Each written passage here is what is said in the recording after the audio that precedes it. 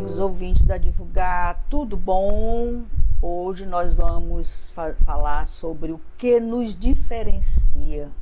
Está lá na revista Reformador, agosto de 2023, página 4, é um editorial da revista. E aí esse editorial começa assim: a humanidade avançou o intelecto a patamares jamais imaginados, mas defasado da referência correta da lei de amor, praticando atos e pensamentos nocivos ao seu aperfeiçoamento moral, tanto dos indivíduos quanto da coletividade. Nós sabemos que nós avançamos muito intelectualmente, né, ciberneticamente, mas parece que quanto mais a gente cresce intelectualmente, a gente desce moralmente. É impressionante, isso me deixa assustada às vezes. Continuando. Esse avanço acumulou compromissos e débitos perante a lei divina por transgredir a lei natural, única a proporcionar a felicidade aos homens, a indicar o que se deve fazer ou não fazer, pois é da lei que todo plantio livre traz como decorrência a colheita obrigatória da semeadura. As sementes lançadas pelo livre determinado individual e coletiva, ao longo das existências afastadas da lei de amor, apontam para uma colheita obrigatória de dores e sofrimento. Afinal de contas, nós estamos no mundo de provas e expiação, não é isso mesmo? E aí, lá no livro Evangelho segundo o Espiritismo, ele fala lá no capítulo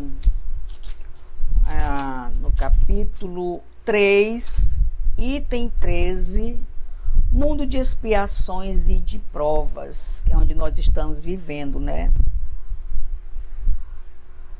Então, se nós formos aprofundar sobre esse assunto, ele fala assim, tá? No item 13, capítulo 3, que vos direis dos mundos de expiações que já não saibais, pois basta considerar a terra que habitas. A superioridade da inteligência em grande número de seus habitantes indica que ela não é um mundo primitivo, destinado a encarnações de espíritos que acabaram de sair das mãos do Criador. As qualidades inatas que eles trazem consigo são a prova de que já viveram e realizaram um certo progresso, mas os numerosos vícios aos quais são inclinados também são o índice de uma grande imperfeição moral. Por isso, Deus os colocou sobre uma terra ingrata para aí expiarem suas faltas através de trabalhos penosos e de misérias da vida, até que mereçam ir para um mundo mais feliz. Então, não nos iludamos que nós estamos aqui para passear, para viver num mundo de felicidade, de eternas alegrias. Pelo contrário, nós estamos num mundo de provas e expiações. Então, o que nós plantamos em vidas passadas e quiçá até nessa própria vida, nós estamos precisando passar por esses momentos difíceis, por esses momentos de dores, de lágrima, de tristeza, né? Para que a gente possa nos redimir dos nossos equívocos. Continuando, esse avanço acumulou compromissos e débitos perante a lei divina, né?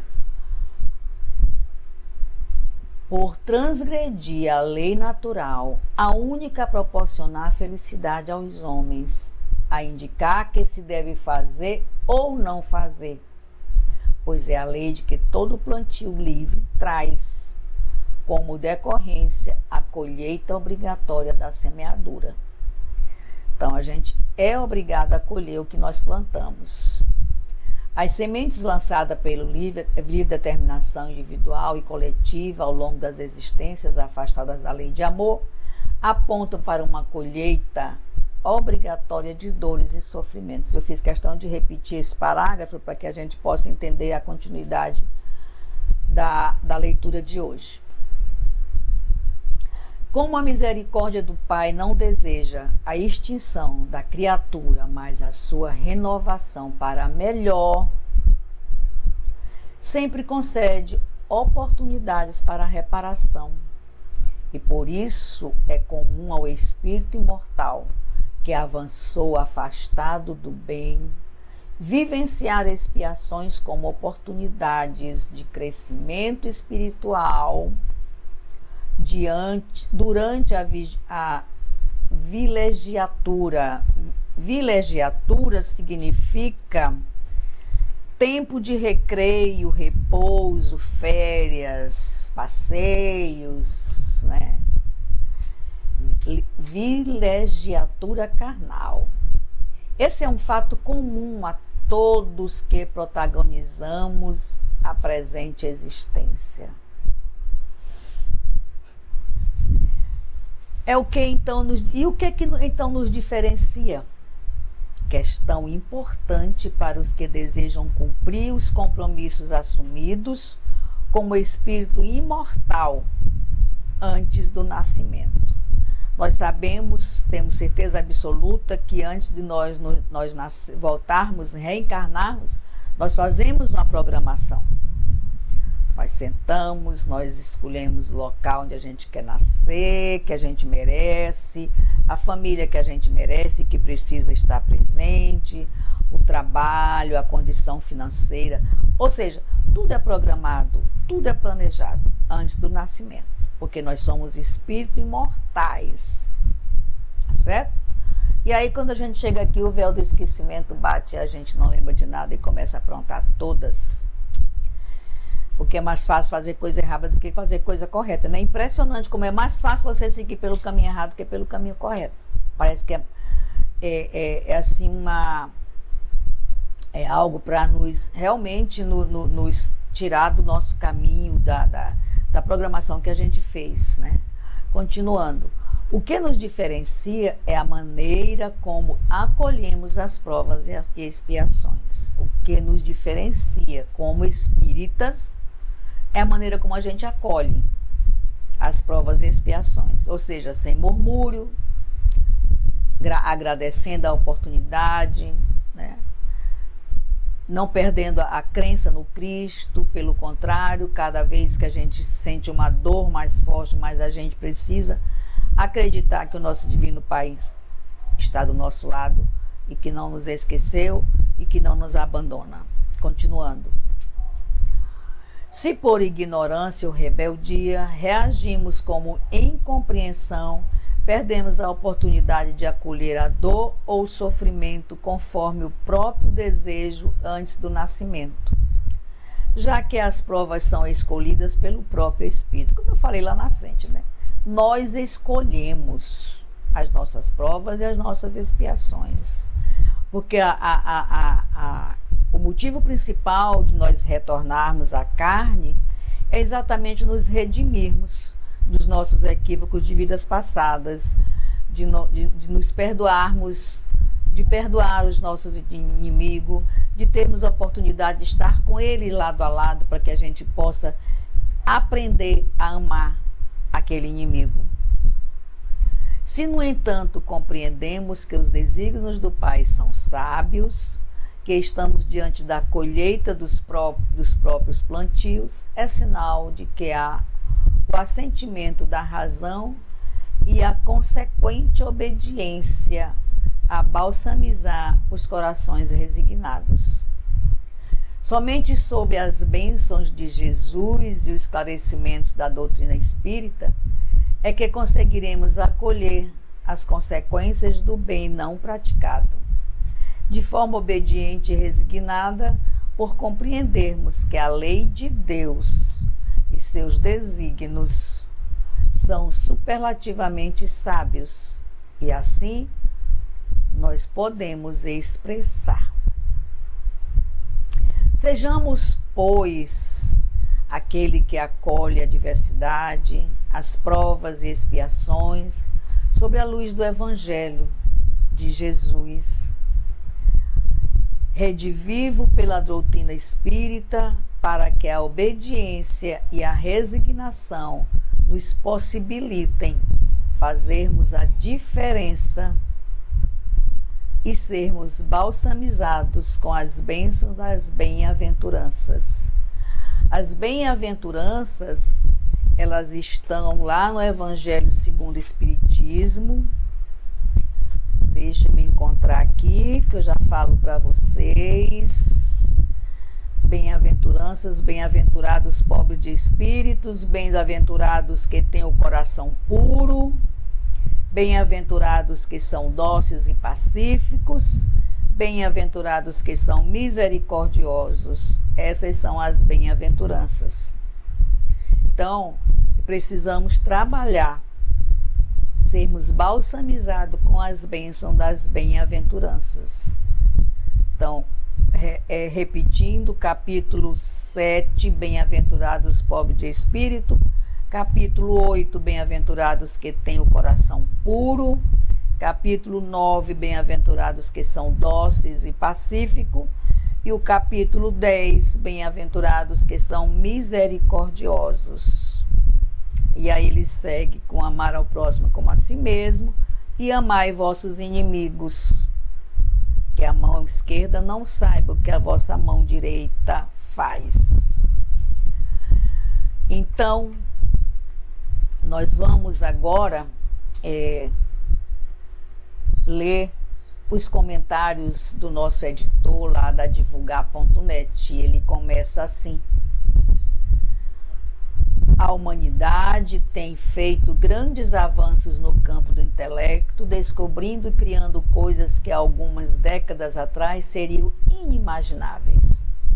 No entanto, muitas vezes esses avanços têm sido acompanhados de uma falta de compreensão da verdadeira lei do amor. O que nos diferencia como sociedade é a maneira como praticamos e pensamos sobre o amor. Muitas vezes nossas ações e pensamentos são nocivos, prejudicando a nós mesmos e aos outros. É importante refletirmos sobre o impacto de nossas ações, buscando compreensão mais profunda na lei divina. O Espiritismo oferece uma visão única sobre o amor e a compaixão. A doutrina ensina que a prática do amor é essencial para a evolução espiritual e que devemos buscar, compreender e praticar a lei natural em todas as nossas ações. Portanto, é crucial que, como indivíduos e como sociedade, busquemos uma compreensão mais profunda do amor. E somente através da prática do amor verdadeiro e compassivo poderemos alcançar uma verdadeira evolução, tanto intelectual quanto espiritual. O Espiritismo nos oferece ensinamentos valiosos sobre o amor e a compaixão. E podemos utilizar esses ensinamentos para nutrir relacionamentos saudáveis e construir um mundo mais harmonioso.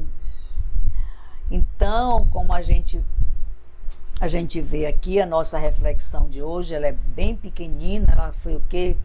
14 minutos, mas muito rica em explicações, muito rica em orientações, né? Quando ele nos fala que nós precisamos colher o que nós plantamos, que nós precisamos assumir os compromissos, né? Cumprir os compromissos assumidos como espírito imortal antes do nascimento. Lembramos também que somente sobre as bênçãos de Jesus, o esclarecimento da doutrina espírita, que conseguimos acolher as consequências do bem não praticado de forma obediente e resignada, por compreendermos que a lei de Deus e seus desígnios são superlativamente sábios, se assim nos podemos expressar. E aqui nós encerramos mais uma reflexão, agradecendo ao nosso Divino Mestre Jesus, a espiritualidade amiga por essa oportunidade, agradecendo vocês, ouvintes, que estão sempre conosco. Não deixe de dar o like, de fazer os seus comentários, de fazer críticas, de solicitar aí temas que a gente possa buscar na revista Reformador para trazer para vocês, né? E fiquem todos com Deus. Maria e José. Até a próxima. Wanda Barros para divulgar.net.